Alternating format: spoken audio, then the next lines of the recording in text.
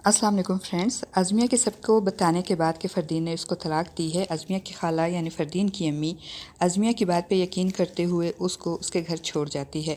फ़रदीन भी अपने वालिदैन के सामने तलाक का इकरार करता है, मगर इसके बावजूद उसका वालिद ख़ानदान में बदनामी के डर से फ़रदीन को ये पट्टी पढ़ाता है कि तुम इस बात से मुकर जाओ कि तुमने अज़मिया को तलाक दी है। एक तरफ तो वो लोग जब अज़मिया के घर जाते हैं तो वहाँ सबको ये बावर करवाते हैं कि अज़मिया झूठ बोल रही है, फ़रदीन ने तलाक नहीं दी। मगर अज़मिया के इसरार पे कि फ़रदीन ने ख़ुद उसके कमरे में आकर उसको तलाक दी, वो ये कहते हैं कि फ़रदीन कोई छलावा है जो किसी को नज़र आए बगैर अज़मिया के कमरे में जाकर इसको तलाक दे सकता है। और दूसरी तरफ जब फ़रदीन की अम्मी को कारी साहब की ईमेल मौसूल होती है और वो इनको खुशखबरी सुनाती हैं कि अज़मिया और फ़रदीन का दोबारा निकाह करके वो अज़मिया को रुख़सत करवा सकती हैं।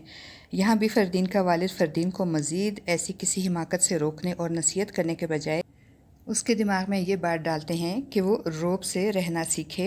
और अज़मिया ने चूँकि सारे ख़ानदान के सामने इन सब की बेइज्जती की है, इसलिए उसे माफ़ी मांगनी चाहिए।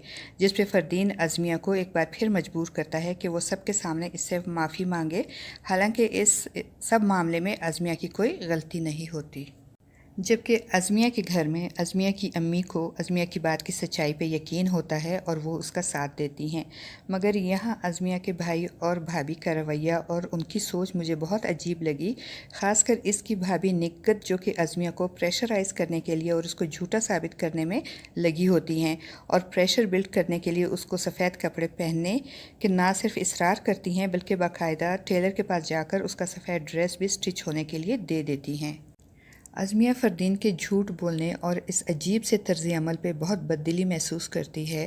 वो बहुत बेबसी और मायूसी के आलम में उसे अचानक याद आता है कि ज़की ने शायद फ़रदीन को इनके घर से निकलते देखा होगा। वो मदद के लिए ज़की को फ़ोन करती है, मगर वो कॉल ज़की मिस कर देता है और फिर ज़की कॉल बैक करता है तो अज़मिया से उसकी बात नहीं हो पाती। और जब अज़मिया फ़रदीन की माफ़ी मांगने वाली बात अपनी अम्मी से शेयर करती है तो उसकी माँ उसकी बात को समझने के बजाय उल्टा अज़मिया को मजबूर करती है कि कोई बात नहीं, वो फ़रदीन से माफ़ी मांग ले, और उसको मज़ीद प्रेशराइज़ करती है कि अब इस बात को लेके कोई नया इशू ना बनाए।